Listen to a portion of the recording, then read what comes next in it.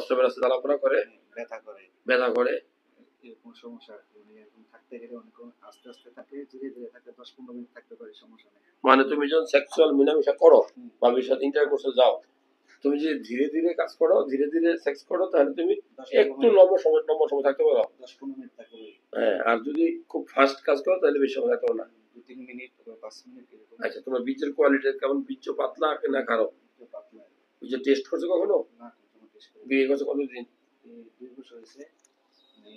3 মাস থাকার পরে মালয়েশিয়া চলে গেছে, সমস্যা হয় না। একবার আইছি মাসে 3 বার।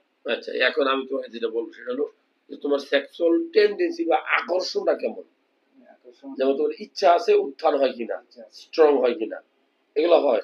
সমস্যা কি শুধু টাইমিং এ?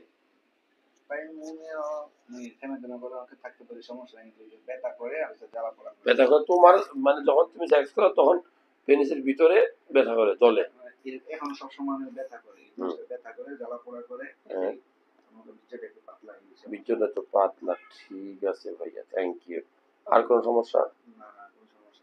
আর কোনো সমস্যা নাই, বীর্যটা পাতলা, ওয়াটারি।